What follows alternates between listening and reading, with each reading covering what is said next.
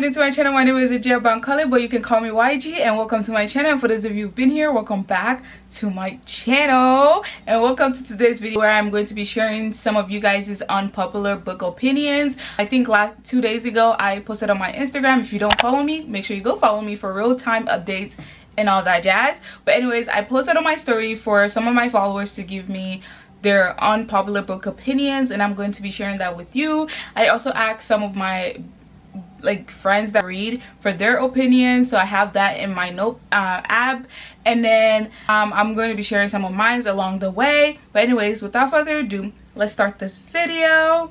So I have them right here. Okay, so the first one says, I don't like fantasies. Okay, so I feel like fantasy books are very hard to get into. Personally, for me, I just started reading fantasies. I think I've read 4 so far. I feel like because it's very discouraging, because there's a lot of world building, and I feel like you can really get lost in fantasies really fast. So yes, that can be very intimidating. So I get where this person is coming from when they say they don't like fantasies, but I think honestly, give it a try. Don't knock it off, because you can't, maybe you will read that one book, that one fancy book that will get you in your fantasy era. That's what happened to me.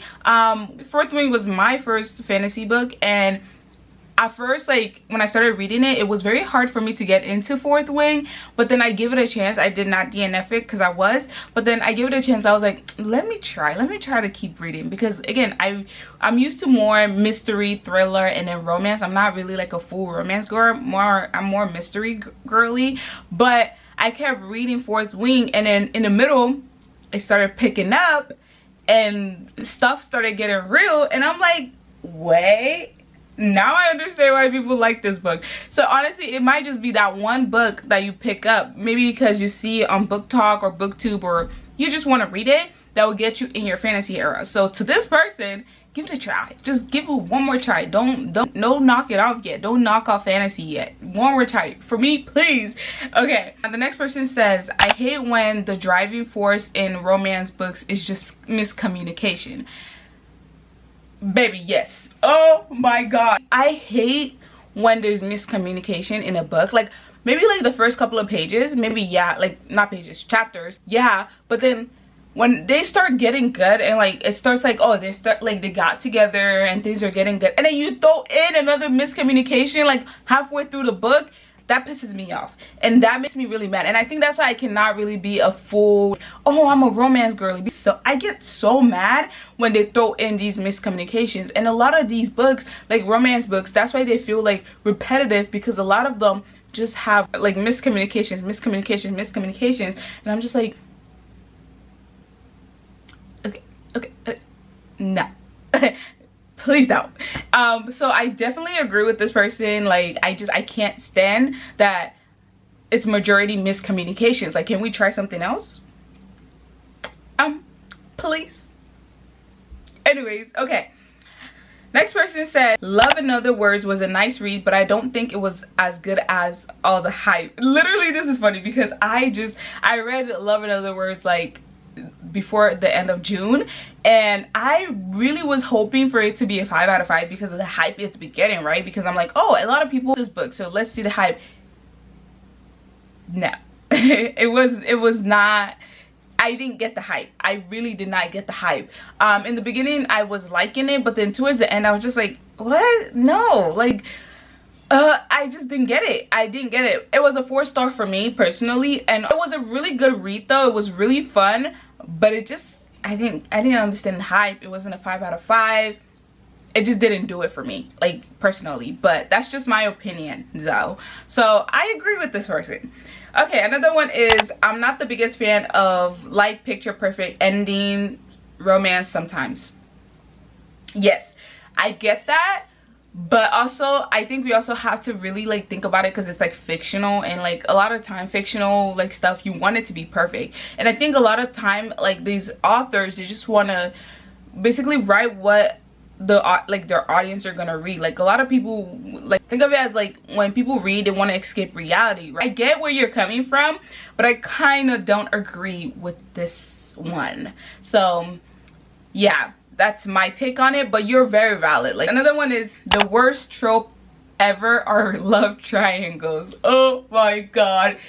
Yes. Okay, I don't like when there's like love triangles in books, because I always end up liking the guy that doesn't get the girl more than the guy that gets the girl, personally.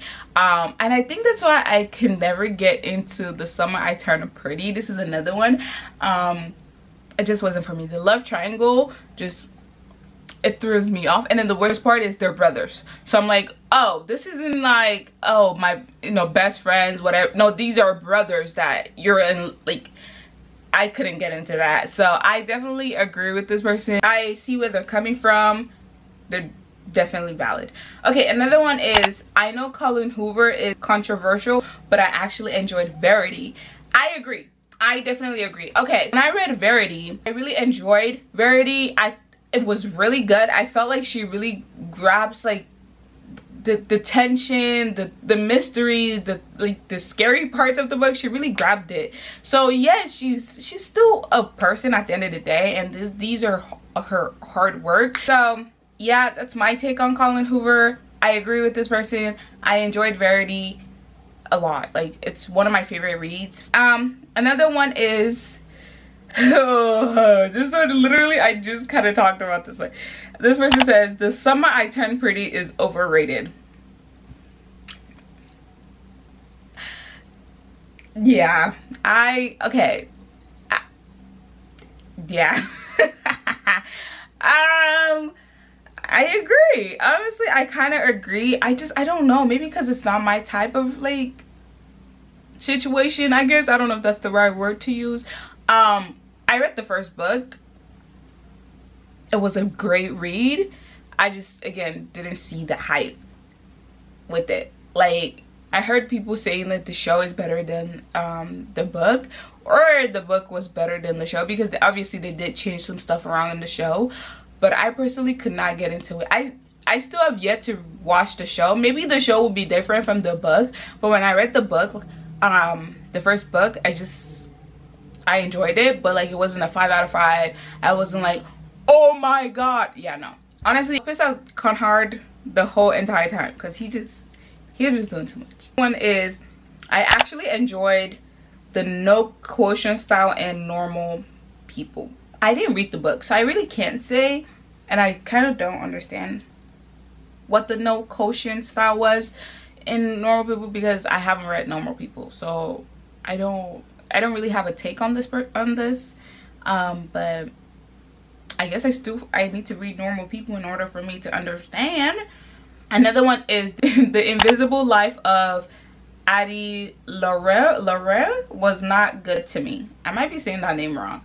Again, I haven't read this book, so I cannot put my take on it, my opinion on it, but this is this person's opinion, and honestly, it's valid. Like, I like to think of it like, you're not gonna like every book in the world, right? Whatever book I like, you might not like it, because everyone's taste is different. What we look for in a book is different, and I think that's what's very unique with readers. Like, everyone is not gonna have the same opinion, and that's what makes it fun. Because let's say I'm watching somebody else's, you know, video, like booktube, and they say, oh, this book is this, I didn't really enjoy it, and I'm like, okay, I want to read it, and I want to see why I didn't enjoy it. Maybe I will agree, or maybe I won't, and then I read it and I'm like, wait, I kind of liked it because this happened, or maybe I liked it because I related a lot to the book, or related to some parts of the book, and maybe they didn't like it because they couldn't relate to the book. So that's the, you know, fun part of reading. Like, everyone's opinion is different, everyone's taste is different. So yeah, I get what this person is coming from. Their opinion is valid, but I haven't read the book, so I can't put my take on it. Yeah, okay. Okay, another one is, paperbacks are superior.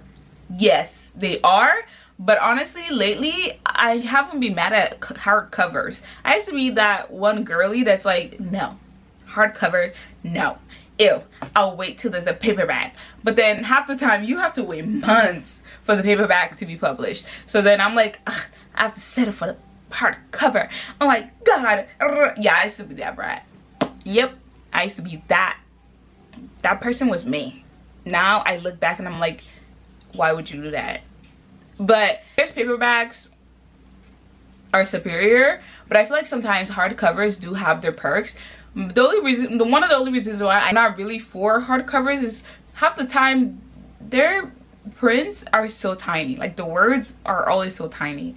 But then again, some paperbacks also have tiny words, so it goes. I feel like hardcovers are good when it comes to annotating. I just read Divine Rivals, and when I was annotating, it was so easy to annotate on the book because it was hardcover. But let it be a paperback, that would be finna be.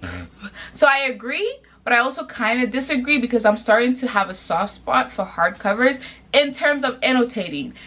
Okay, another one is books are better than movies. Yes, yes, yes. Because a lot of the time, these movies, they take out the most important parts of the books and then they just add their own twist to it.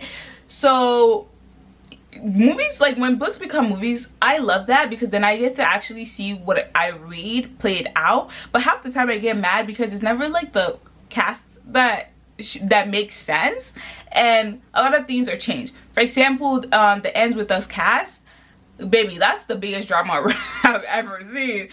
Everyone was hating on this movie, and honestly I'm actually excited for it to come out because I want to watch it. I don't remember a lot of the stuff that happened in the book because I read it 2 years ago. I'm excited I just want to see what they do, like, but the outfits, I was seeing some of the outfits and I'm like, but then again, the book was like that. Okay, Lily had a goth like flower shop, so I guess that's her style, I guess. I don't know. Okay, another one is dark romance is actually low-key insane and unrealistic. I agree, 100% agree. I don't see myself really reading dark romance. I have the book Credence. When I started reading and I started getting into booktube, Credence and all that stuff came up and I was like, oh, mind you, I didn't know it was dark romance. I just thought it was just a book. So I got it and then I still haven't read it. That was a year and a half ago, or 2 years. Actually, I think it's been 2 years. And Credence is still sitting on my bookshelf, not being touched. I get scared of dark romances. Like Haunted Adeline, I've been seeing a lot of stuff about Haunted Adeline and I'm just like, I want to read the book just to see how crazy the book is. But the stuff I've been seeing, I'm like, okay, he stalks her, like, yeah. Anyways, so now we're gonna go into my notes because I have some from other people. Okay, so another person says scary books are scarier than scary movies because you can't close your eyes to look away. That's funny. Okay, wait, that's funny, but honestly that's true. When I read Then She Was Gone, I was terrified. Verity, I was scared. Like when Verity would pop up, yeah, because if I'm sitting there, I'm watching a scary movie, which I probably won't because I really don't like scary movies. I'm gonna have nightmares, so I try not to watch them. If I'm watching a scary movie and the scary parts come up, I'm closing my eyes or I'm turning off the TV, or if I'm watching it with someone, I'm walking away until it's over. But if it's a book, and I feel like books, it's more anticipation. Like you are anticipated, like you're like, oh, it's about to get scary, and it's like, you know, it's good. So yes, I agree with this person. And then another one is buying books is almost, if not equally, as fun as reading them. Yes, oh my god, I tell people a lot, reading books is a different type of hobby. Buying books is also a hobby. Just because I'm a reader, sometimes people don't like to be book collectors. Sometimes people go, like readers, sometimes will go to their library or they will read their books on their Kindle, iPad, phone. But the people that you see have a whole bookshelf full of books, they are book collectors. They love to collect books, like me. I love to collect things. I low-key sometimes think I'm a hoarder because I just can't let things go, and that's actually concerning.